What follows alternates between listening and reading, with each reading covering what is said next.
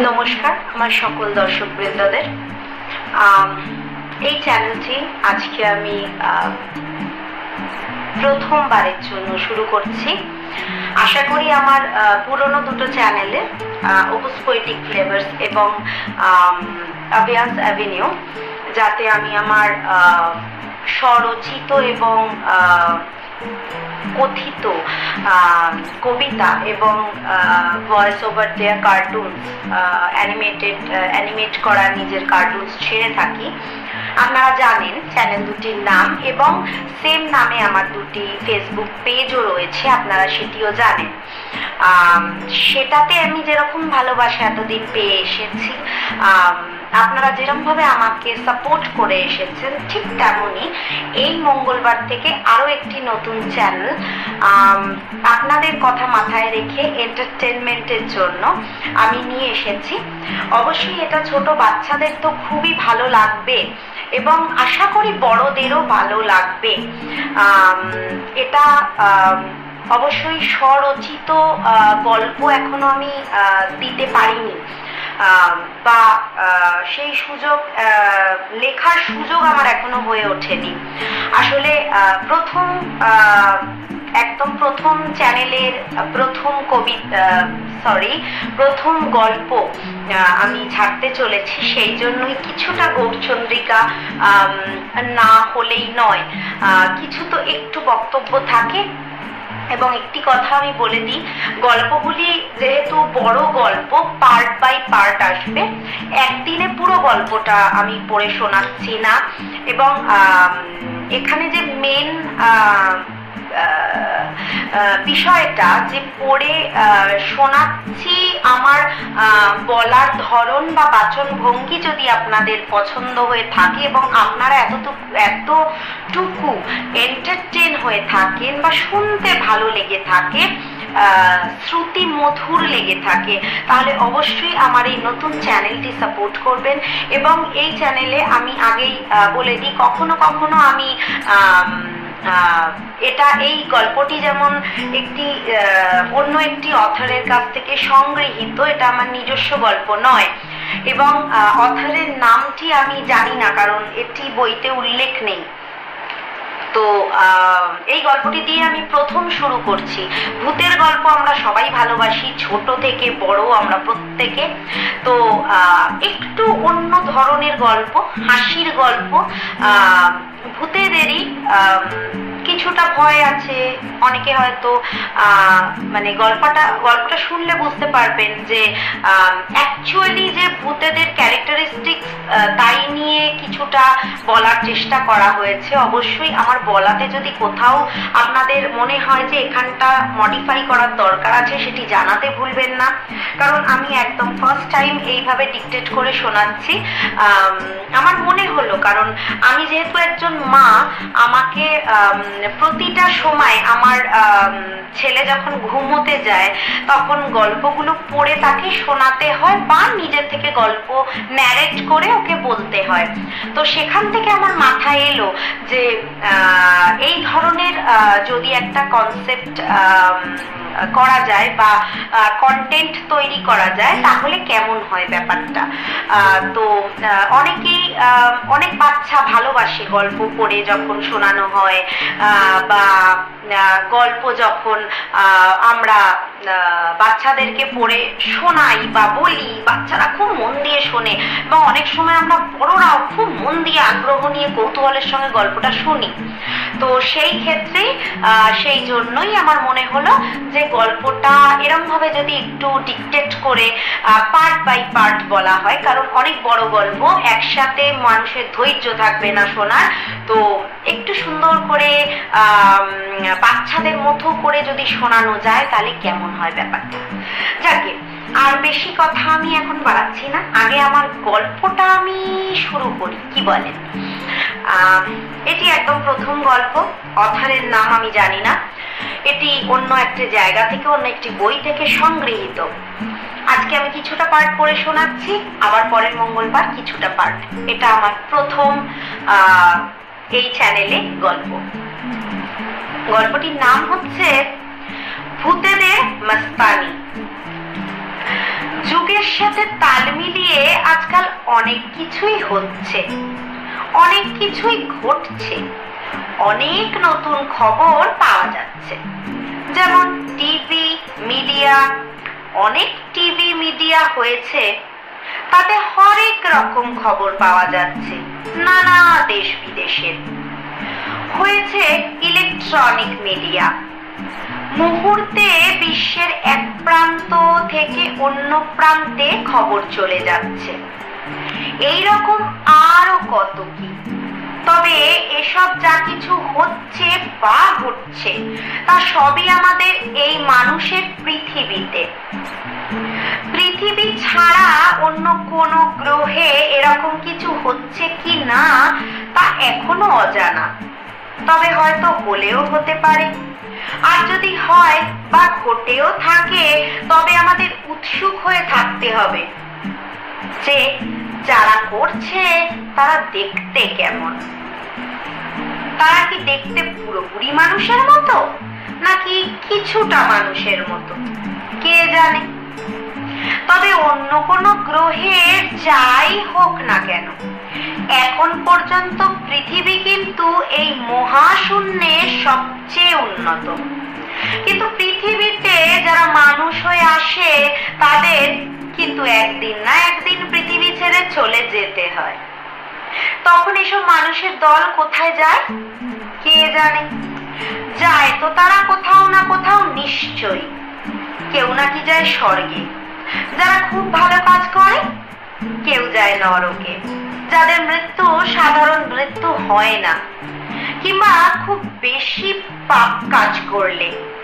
আবার কাউকে ভায়া নরক হয়ে স্বর্গে যেতে হয়, এরমই লোক বলে।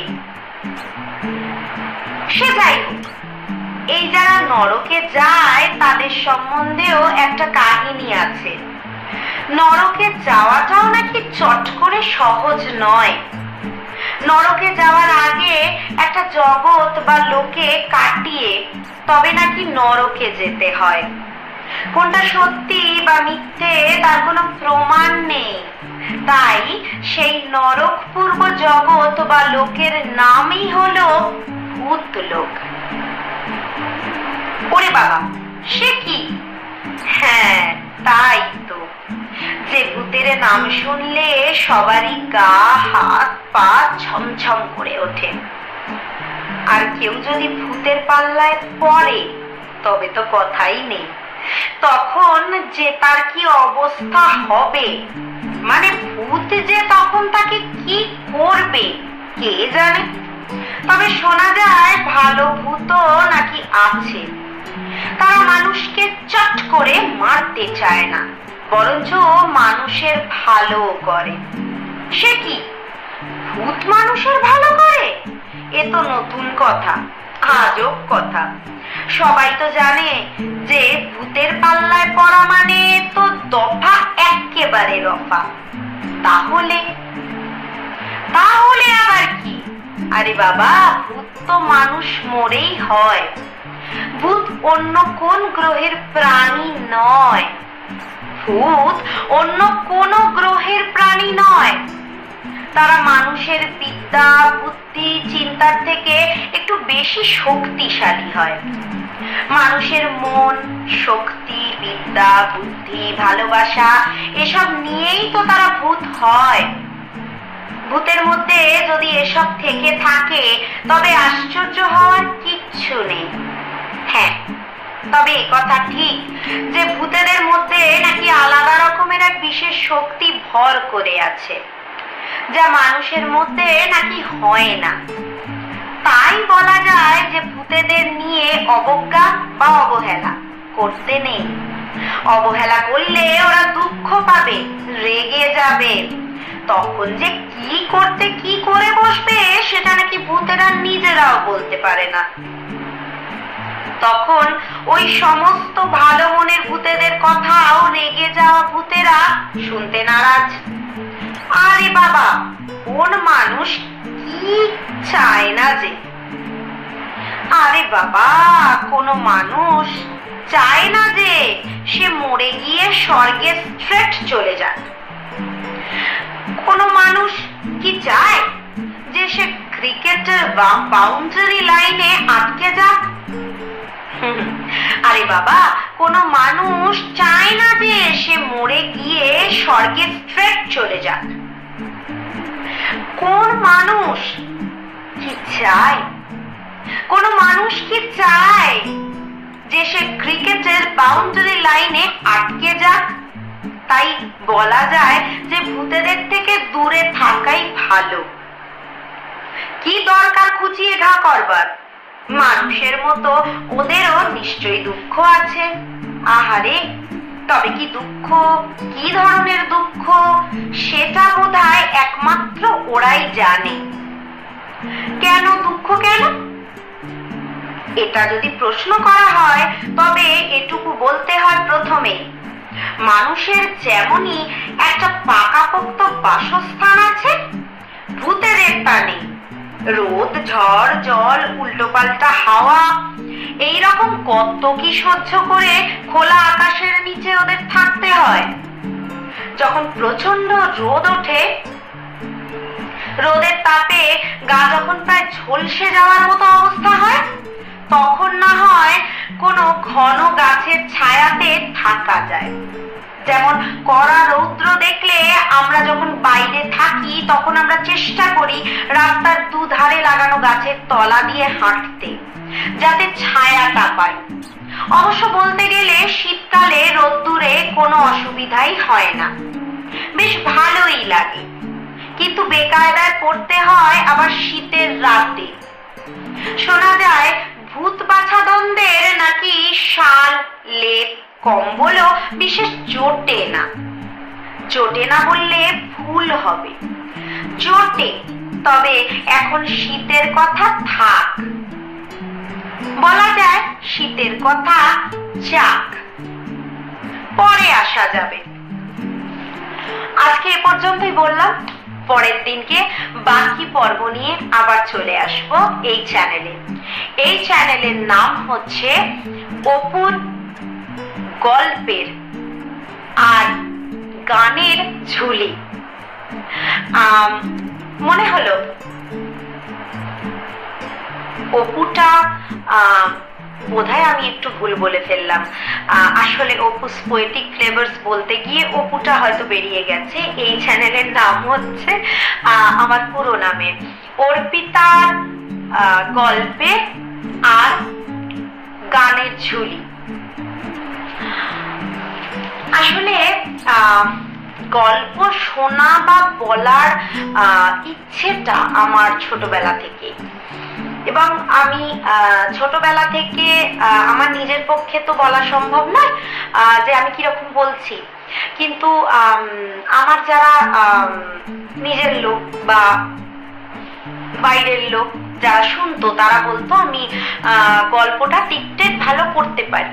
এবার সেটা তাদের মত, আমি জানি না অবশ্যই।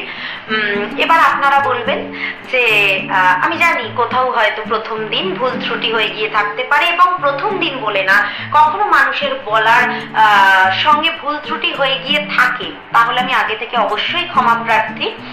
এবং কোনো ঘটনা কোনো কিছুর সাথে যদি মিল থেকে থাকে, আমি আগেই বলছি গল্পটি সংগৃহীত, অথারের নাম আমি জানি না, কাজেই সেখানেও আমি আগে থেকে ক্ষমা প্রার্থী, নাম বা পরিস্থিতির সাথে মিল থাকলে। এবং আমি জাস্ট গল্পটা আপনাদের সামনে ডিকটেট করে আপনাদেরকে ফিলটা মানে গল্প গল্প ফিলটা দেওয়ার চেষ্টা করছি। কখনো কখনো এই চ্যানেলে আমার গান আসবে, এবং সেটি অবশ্যই উইদাউট কোনো ইনস্ট্রুমেন্ট, উইদাউট ক্যারিওকে, কারণ আমার কাছে এই মুহূর্তে সেই ব্যবস্থাপনা নেই। কাজেই আমাকে খালি গলায় গানটা গাইতে হবে। যদিও আমার একটি পেজ রয়েছে, তাতে আমি গান ছেড়ে থাকি, কিন্তু গল্পটা আমার একেবারেই নতুন। আমার অর্পিতার গল্পের ঝুলি বলে একটি ফেসবুক পেজও আমি ওপেন করেছি, যেটিতে মঙ্গলবার থেকে এই গল্প টা যাবে। আপনারা ফেসবুক পেজ থেকে দেখলে সেখানে ফলো করতে ভুলবেন না, এবং ইউটিউব চ্যানেল থেকে দেখলে আপনারা চ্যানেলটি সাবস্ক্রাইব করতে ভুলবেন না। পাশে থাকা নোটিফিকেশন বেলটি অবশ্যই অন করে দেবেন যাতে আপনাদের কাছে সবার আগে নোটিফিকেশন পৌঁছে যায়। এবং আপনারা আজকেই আমি বলে দিচ্ছি, প্রত্যেক মঙ্গলবার যেমন আমি আমার দুটো চ্যানেলে কবিতা এবং কার্টুন দিয়ে থাকি এবং ফেসবুক পেজেও তাই দিয়ে থাকি, এবার থেকে প্রত্যেক মঙ্গলবার গল্পর প্রত্যেক দিন এই চ্যানেলে আসবে।